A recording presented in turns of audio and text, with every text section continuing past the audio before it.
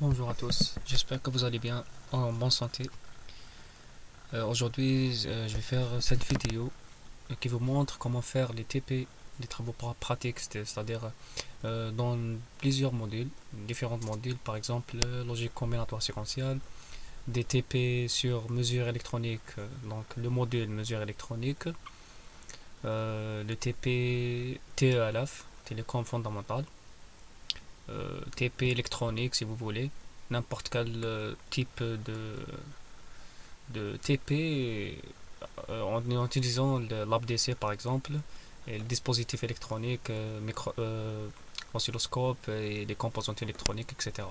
Donc ce logiciel s'appelle Proteus. Vous allez trouver le fichier d'installation dans la description de cette vidéo. Voilà.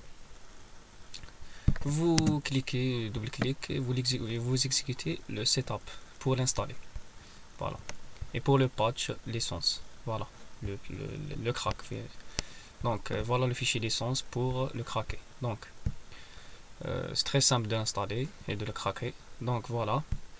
Bon, parmi les exemples que je vais faire aujourd'hui, dans cette vidéo, je vais vous montrer comment faire par exemple un circuit de modulation AM. Le TP, je pense, bon, vous pouvez faire n'importe quel TP par le logiciel Proteus. J'ai choisi ce TP. On a un circuit très simple, classique et basique de la modulation AM, Amplitude Modulation. Voilà. En utilisant une diode simple, diode P1 ou NP.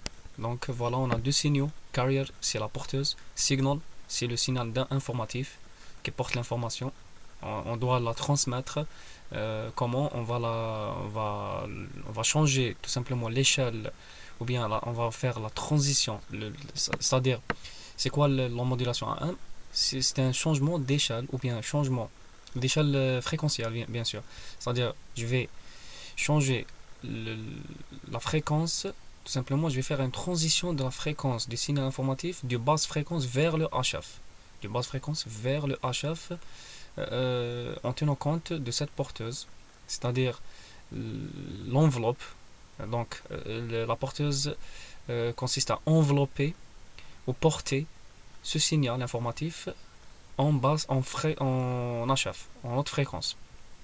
Donc ce circuit-là, donc on a deux résistances, résistance de la porteuse, résistance du signal modulant, une diode, deux résistances en parallèle et un circuit résonant LC, band pass filter, c'est-à-dire un filtre pass band, voilà, à la sortie. Donc le output, la sortie, le signal de sortie, voilà, ce signal de sortie. Donc donc tout simplement ça c'est le circuit que vous connaissez tous, c'est un circuit basique. On a les deux signaux de la porteuse et de signal modulant respectivement. Ce sont des sinusoïdes. On a le signal modulant, c'est une sinusoïde, voilà, un signal sinusoïdal, sinus oméga m. Ça c'est le oméga m, c'est la pulsation en basse fréquence. Oméga c, c'est la pulsation en haute fréquence, tout simplement. On va faire juste la multiplication ou bien la somme pour avoir une multiplication. Donc voilà, signal HF, le graphe A. Le graphe B, c'est le signal basse fréquence, c'est le signal modulant. Après, vous allez trouver en sortie modulated output, c'est le signal modulé. C'est bon, là, il est modulé, le signal. Donc voilà, c'est un phénomène de battement. C'est ce que vous avez fait en VOM, en S1, si vous voulez. Donc voilà. Il y a ce qu'on appelle modulation index, ou bien l'indice de modulation, c'est le rapport entre les deux amplitudes. L'amplitude du signal modulant divisé par l'amplitude du signal porteuse. Voilà. Donc, je peux l'appeler encore le taux de modulation, ou bien percentage modulation. Le taux de modulation si je multiplie par 100%. Par 100. Voilà. C'est un rapport. Donc, il y a par exemple une autre remarque. La remarque, c'est lorsqu'on a EM égale à EC, c'est-à-dire l'amplitude du signal modulant égale l'amplitude du signal porteuse, on a tout simplement ce qu'on appelle une modulation, une surmodulation. Voilà. Yani, lorsque l'indice de modulation dépasse le 100%, dépasse ou bien supérieur ou égal à 100%, voilà, ou bien supérieur ou égal à 1, donc on a ce qu'on appelle cold overmodulation. Then, ce phénomène-là s'appelle la surmodulation. Donc là, c'est pas évident de faire ce travail-là. Il faut choisir les amplitudes de telle façon que qu'on ait un taux de modulation ou bien un indice de modulation proche de 1, pas supérieur à 1. Voilà, proche de 1 pour pouvoir faire d'autres procédures. Par exemple, la démodulation pour avoir le signal modulé ou bien modulant. C'est pour pouvoir récupérer le signal informatif ou bien l'information. Voilà, je vais faire ce circuit-là. Vous pouvez faire n'importe quel circuit, de n'importe quel TP, de n'importe quel module via le logiciel ou bien à partir de ce logiciel Proteus 7. Bon, j'ai la version 7, c'est une ancienne version, vous pouvez la télécharger du site officiel de Proteus. D'autres versions plus récentes, Isis Proteus 8 ou bien 9, je sais pas la dernière version, je connais pas la dernière version. Moi, cette version, j'ai cette version pour faire quelques applications, donc elle est utile pour moi. Donc je vais faire double clic, voilà, sur cette icône là, Isis 7 professionnel, pour faire n'importe quel montage ou bien n'importe quel circuit. Voilà, la version 2007. Donc tout simplement on va commencer. Bon, ça enregistre. Non. Donc voilà, cette plateforme, cet espace libre, c'est comme l'AppDC. L'AppDC, vous connaissez tous l'AppDC. C'est quoi l'AppDC? Vous avez fait vos montages des circuits intégrés dans le module LCS, je pense. L'AppDC, vous pouvez faire aussi les TP de TELF, AM, modulation AM, PM, FM. Bon, vous allez faire juste le AM à cause du manque des composants. Mais dans les logiciels de simulation, vous pouvez faire n'importe quel TP parce qu'on a une telle bibliothèque qui a plusieurs ou bien de tas de devices ou bien des composants électroniques ici. Donc je vais cliquer, bon, là, devices, c'est-à-dire les composants. Je vais cliquer, bon, library, pick devices. Là, je vais trouver les composants actifs et passifs et les composants, c'est-à-dire les circuits numériques intégrés. Je vais cliquer ça ici. Donc vous allez voir ici toutes les composantes que vous aurez besoin. Inductors, capacitors, c'est-à-dire les circuits intégrés en technologie CMOS ou bien en technologie TTL. Voilà les technologies TTL, voilà la série 74 LS. Donc voilà, vous allez trouver tous les composants nécessaires pour faire vos TP. Même c'est-à-dire les appareils électroniques, par exemple oscilloscope ou bien n'importe quel appareil de visualisation des signaux, par exemple l'analyseur de spectre. Là, en réalité, en pratique, ça coûte 25 millions centimes, bien jusqu'à 50 millions de centimes. On l'utilise dans les techniciens supérieurs de télécom, ils l'utilisent.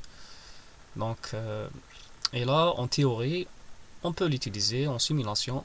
Donc, l'analyseur de spectre. Voilà. Donc, ce que j'aurais besoin dans ce circuit, c'est des résistances kappa, self et une diode. Et de sources de tension sinusoïdale. Voilà. Donc, vous allez trouver ce lien dans la description aussi. Donc voilà. Pour la résistance, j'écris res, c'est pour resistor. Donc voilà, all categories resistor. Donc là, après je vais tout simplement voilà resistor. Generic, je vais cliquer sur generic. C'est-à-dire une résistance idéale, simple. Donc on n'aura pas l'effet d'échauffement ou bien de quoi que ce soit. Donc résistance, je vais cliquer dessus, double clic pour qu'elle soit dans la bibliothèque que je vais utiliser. Voilà. Donc, inductors, voilà inductors. Inductors, c'est-à-dire self, tout simplement, la self. Donc, inductors, generic ou bien all sub. Voilà. Je vais descendre pour pouvoir chercher le... Ou bien je vais écrire tout simplement en categories inductors. Voilà, inductors. Naya, en bas, vous allez trouver inductors ici. Ou bien generic inductors, voilà, dans la description des composants. Generic, voilà le signe des composants. Je vais faire double-clic, c'est bon, ça y est. Donc pour la diode, je vais choisir une diode P1 ou NP.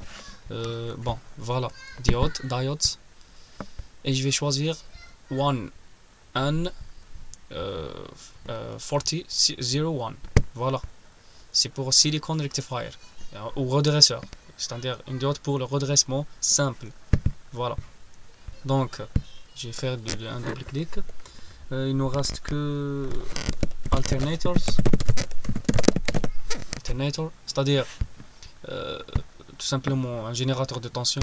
Double-clic, générateur de tension sinusoïdale ou bien sinusoïdale bien sûr. Voilà le signe bon, voilà le signe TANA, voilà, signe d'un courant alternatif ou bien une tension alternative. Voilà.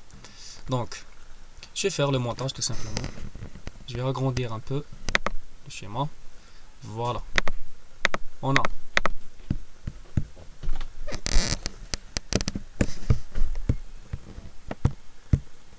voilà les deux sources de tension du signal porteur, la porteuse et le signal modulant informatif.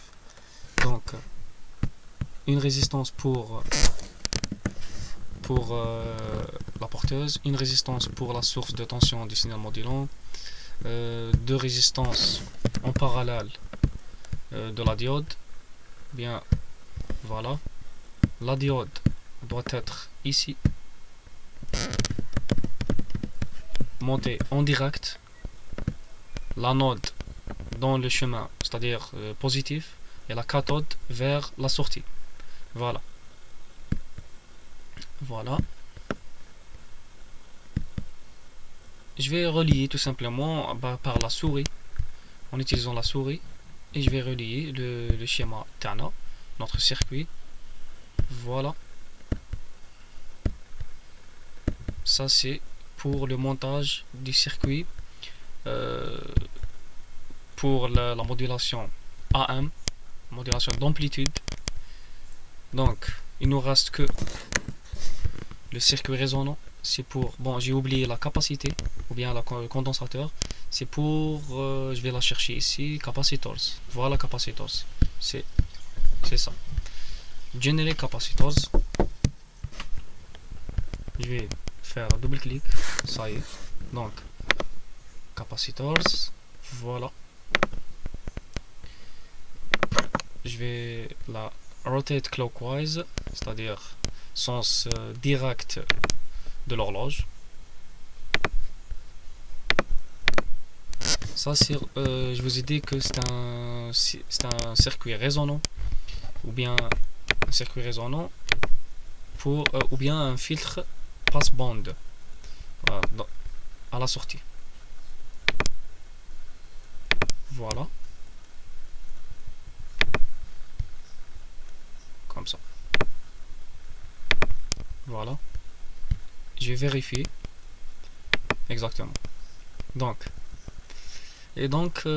pour ground, c'est-à-dire la masse, je vais choisir pour terminals ou bien les terminaisons. Voilà les terminaisons, ce bouton là, je vais cliquer terminaison, default input output BDR power ground. Voilà ground, je vais la mettre ici dans le moins. Je vais la connecter, l'interconnecter au moins de chaque source de tension, et je vais la connecter aussi là. Voilà. Donc je pense que j'ai terminé le circuit. Voilà. Donc je peux faire par exemple des textes pour ne pas oublier, pour ne pas confondre entre les deux signaux. Text ascribed ici par exemple, et je vais écrire carrier ou bien porteuse. Pardon.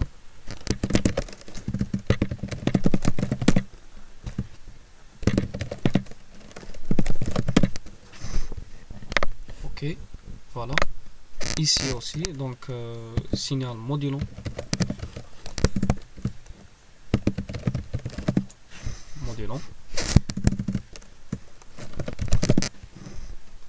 Voilà le signal modulant. Bon. Voilà le signal modulant. Vous pouvez écrire n'importe quel, ce que vous voulez. Donc, vous remarquez ici les résistances, ces valeurs, c'est 10 kg. Vous pouvez les mettre 10 kg, vous pouvez les changer. Ça ne va pas influencer sur la fonctionnalité du circuit. Donc juste pour le signal ou bien le circuit résonant ici, je vais modifier quelques termes ici, quelques valeurs. Pour la capacité, je vais changer 1 nano, c'est une valeur très basse. Je vais la mettre micro, ça veut dire j'ai changé le 1 et j'ai écrit U. U c'est pour micro, 1 microfarad. Voilà. La self, je vais la laisser comme ça, comme elle est. Par exemple 1 millihenry. Donc voilà. Pour la porteuse, je vais choisir une une tension d'amplitude 5 volts et une fréquence 10 kg, 10K, c'est-à-dire 10 kg. Ok. Pour le signal modulant basse fréquence, je vais choisir 500 Hz. Vous pouvez faire n'importe quoi que ce soit. Et pour la tension, je vais choisir par exemple 3 volts. Ok. Voilà. Donc, je vais lancer la simulation comment? En utilisant les instruments, par exemple, oscilloscope. Oscilloscope de 4 canaux, ou bien 4 chaînes, ou bien canaux. Donc, 4 canaux. Donc, voilà. Le canal A, je vais visualiser la porteuse, ici. La chaîne, ou bien le canal B, je vais visualiser ici, c'est-à-dire le signal modulant, basse fréquence, et le canal C, je vais visualiser la sortie. Voilà. Pour lancer la simulation, vous allez ici, debug, start, restart, debugging, ou bien execute, ou bien F12, ou bien en bas, juste en bas, vous allez cliquer sur ce bouton-là, c'est pour start debugging. Je vais cliquer tout simplement. Voilà. Donc, vous voyez ici, vous voyez que, bon, je vais augmenter l'amplitude. Bon, je vais augmenter l'échelle du temps. Je vais augmenter pour pouvoir visualiser bien le signal alternant. Bon, ça c'est en jaune, c'est le signal channel A. Channel A, c'est pour le signal porteuse. La porteuse, voilà, haute fréquence. Donc voilà, vous pouvez changer l'amplitude, voilà, vous pouvez le centrer, le déplacer en bas, voilà. Donc je vais double-clic, c'est pour qu'il soit centré en 0, voilà. Et pour double-clic ici aussi, donc voilà, signal modulant et la porteuse. Pour visualiser le donc هنايا راكو تشوفوا pour la channel C, c'est-à-dire le canal C, il n'y a pas de signal. Effectivement, par contre, on a fait le circuit normalement. Donc, tout simplement, l'amplitude du signal de sortie est très faible. Donc, il faut l'augmenter pour pouvoir visualiser tout simplement visualiser le signal modulé. Je vais augmenter comme ça. Voilà le signal modulant. Je vais le centrer en double-clic sur Position. Voilà le signal modulé.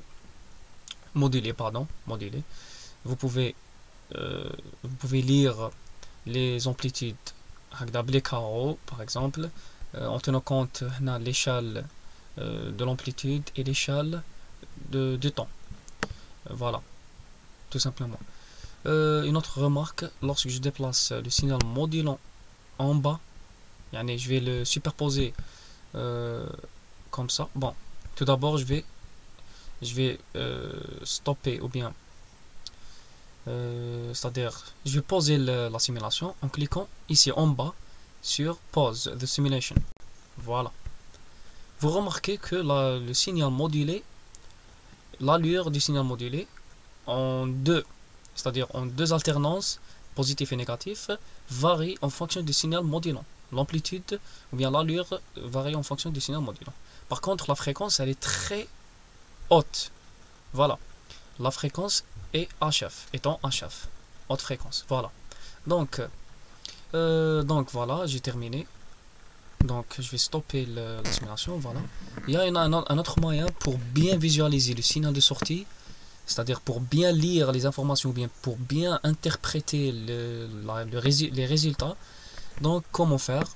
Vous allez sur Voltage Probe Mode, vous cliquez Voltage Probe Mode, c'est pour tout simplement citer la sortie, d'où elle est la sortie. Je vais la mettre ici, ça c'est la sortie.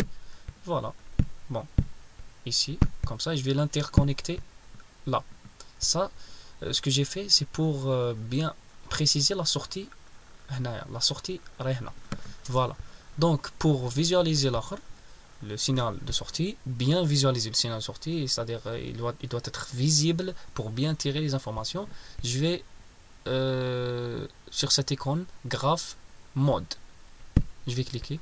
Analogue, c'est pour la simulation temporelle. Je vais cliquer et je vais faire ça comme ça par la souris. Donc clic droit, add tracer, c'est-à-dire pour ajouter le graphe, pour ajouter le tracé, ou bien pour ajouter le signal. Je vais cliquer L1, j'ai que la L1, c'est-à-dire la sortie. OK. Après, double-clic ou bien clic droit de la souris. Bon. Edit graph.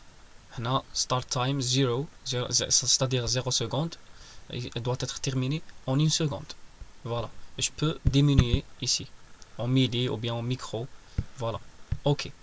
Donc, resimulate, yes. Ça va être, voilà la procédure de la simulation jusqu'à 100%. Resimulate, c'est pour tout simplement refaire la simulation. Maximize, voilà. Là, vous remarquez que c'est pas vraiment visuel, tout simplement parce que on va juste prendre une période, ou bien 2-3 périodes pour bien visualiser. Tout simplement, je vais zoomer. Zoom in, zoom, zoom, zoom. Je vais encore zoomer, zoom. Voilà le signal de sortie. Voilà. Donc, vous remarquez qu'on a 10 millivolts, 8 millivolts. Bon, le maximum, ça doit être. Voilà. Vous cliquez et vous remarquez ici, en bas. À droite, en bas à droite, 8,44 milli. Donc en se déplaçant le curseur de la souris bien, donc pour avoir les amplitudes. Donc voilà, donc vous pouvez faire ça.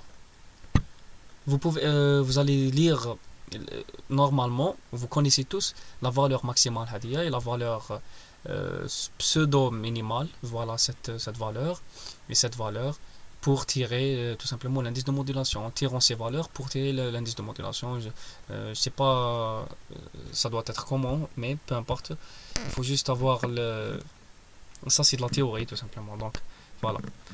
Donc voilà, je vais continuer. Tout simplement, si je change les amplitudes, voilà, d'ailleurs c'est bon, delete, bien supprimer. Voilà. Si je change les amplitudes de la porteuse et du signal modulant, par exemple, je vais mettre ça 5 volts et ça c'est 5 volts. Voilà, 5 volts. Ça doit être tout simplement un autre graphe. Bien, bon, quelques modifications du signal de sortie. Ce qu'on appelle le signal modulant. Voilà. Modulé, pardon. Donc analogue, je vais faire ça. Bon, ça. Maximize show window. Add tracer. Je vais choisir L1. Donc c'est pour la simulation. Simulate graph.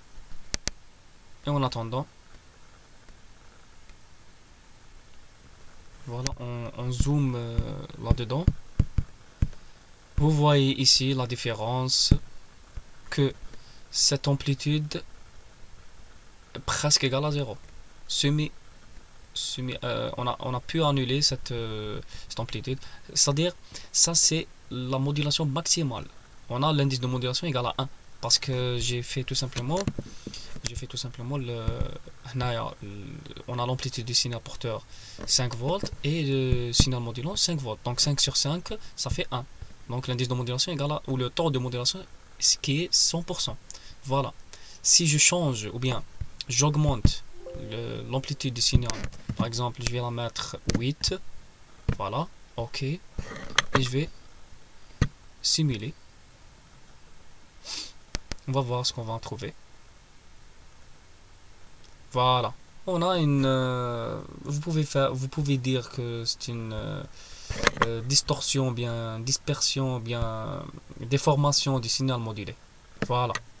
Ça, c'est pas notre cas. Donc, le signal tana tahred. Voilà.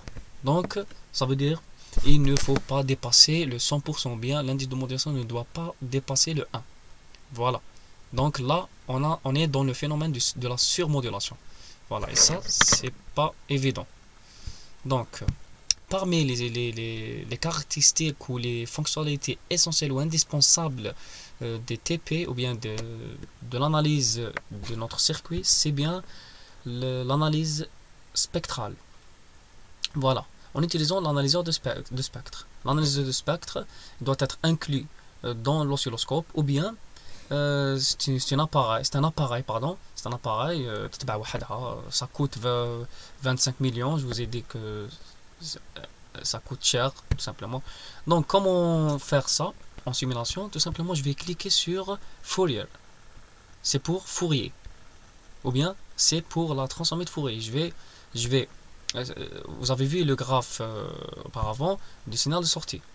Je vais le représenter en fonction de la fréquence. C'est-à-dire, comment faire? Tout simplement, le logiciel doit faire tout simplement la transformée de Fourier. Voilà, je vais cliquer Fourier et je vais faire ça. Bon, vous voyez ici l'échelle des fréquences. Voilà, 0, 10 kg, 20 kHz, 30 jusqu'à 100 kHz. Je peux changer par exemple Edit Graph. N'oubliez pas qu'on a bon, voilà, je vais revenir ici en bas.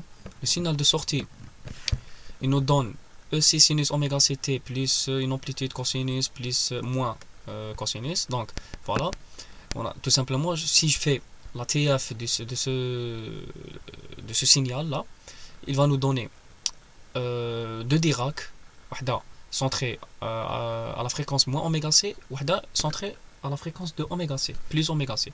Et là, oméga C moins oméga m, oméga C plus oméga m. Voilà, là il y a une petite erreur ici. Une petite erreur, normalement oméga C plus oméga m. Voilà, oméga C moins oméga m plus oméga C moins plus oméga m. Oméga C plus oméga m. Voilà. Donc là il y a une petite erreur, pardon. Voilà. Donc si je fais la TF, toutes les fréquences qui sont négatives, on ne les prend pas. Parce que tout simplement le logiciel travaille, c'est-à-dire dans le cas réel. Donc il n'existe pas un temps négatif ou bien une fréquence négative. Donc vous allez voir le résultat de notre TF dans le logiciel. Ça va nous donner, on va faire juste une intuition sur le résultat. Là, ça va nous donner tout simplement une impulsion de Dirac centrée à la fréquence ou bien la pulsation oméga C. C'est pour la fréquence 10 kHz, c'est pour la porteuse.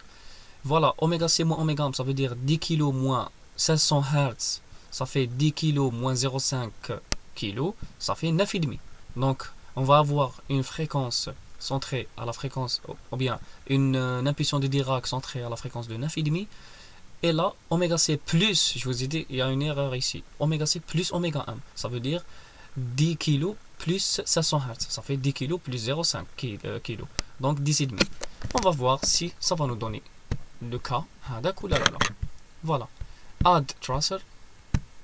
La sortie L1. OK. Edit graph. Donc, tout simplement, on a max fréquence.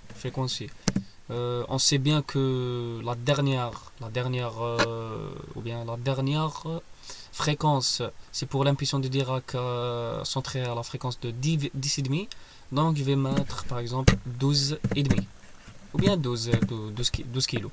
La résolution 100 Hz, ça veut dire tout simplement le décalage d'une fréquence à une autre, c'est pour 10 kg.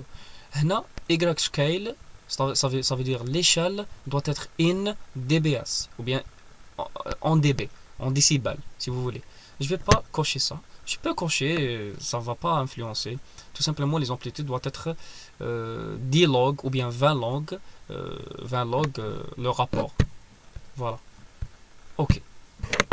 Ou bien, voilà, yes. On va voir si ça va nous donner, comme je vous ai dit. Voilà. Voilà. Tout simplement, on a une impulsion ici. C'est pour bon, je vais faire maximize show window, c'est-à-dire agrandir. Donc ça c'est pour la fréquence du signal modulant. C'est pour ça, lorsqu'on fait la démodulation, on va faire un filtre passe-bas. C'est pour non, un filtre passe-bas avec une fréquence de coupure proche de 1 kg. C'est pour pouvoir récupérer le signal modulant. Voilà, informatif. Ça, c'est pour la démodulation. Là, les impulsions ou bien les raies, c'est des pertes de puissance, des pertes, des fuites spectrales, si vous voulez. Des fuites spectrales ou des pertes. C'est bien évident. C'est évidemment, toujours on a ce cas-là, dans n'importe quel. C'est pas comme la théorie. Donc voilà, ça c'est pour 5 kg. Donc là, on va se superposer sur ces trois raies. Ça, ces trois raies sont les plus importantes. Voilà. La première raie centrée à la fréquence, vous voyez ici en bas, et ça note frequency 9,5 kHz. Celle qui est centrée, c'est pour 10 kHz, c'est pour la porteuse, et l'autre c'est oméga C plus oméga M, ça veut dire 10,5 kHz. Voilà, oméga C moins oméga M, oméga C et oméga C plus oméga M. Voilà. Tout simplement, on a fait le calcul ou bien Fourier analysis, c'est-à-dire l'analyse spectrale ou bien l'analyse fréquentielle. Voilà. On a pu faire tout simplement le TP en gros. Voilà. J'ai oublié une autre chose. Il y a ce qu'on appelle donc voilà. Il y a ce qu'on appelle tout simplement lorsque vous faites vous pouvez faire, donc je vais vous montrer. Donc l'oscilloscope, voilà l'oscilloscope,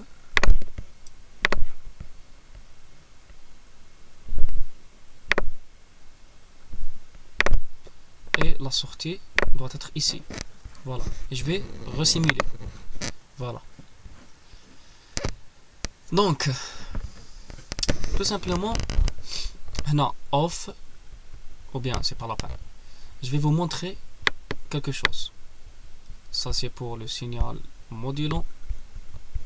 Le C, ça, je vais faire. Oh bon, j'ai oublié une chose. Il faut que je vais, par exemple 2. Ok. Voilà, signal modulant. Donc, là, source, ça veut dire je vais faire XY dans l'oscilloscope. XY, ça veut dire channel X and Y. ou bien x plus y, ou bien x en fonction de y, ou bien y en fonction de x. Voilà, vous allez trouver had. Voilà. Vous voyez le rose ici, c'est pour channel C, c'est pour le signal. Bon, je vais changer le B, je vais augmenter, donc voilà, voilà, bon, l'échelle temporale, voilà.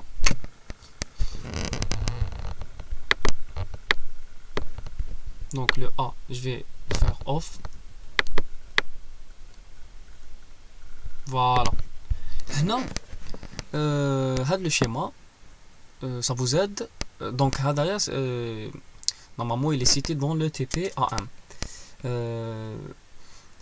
Donc, ça vous aide à identifier ou bien tirer l'indice de modulation.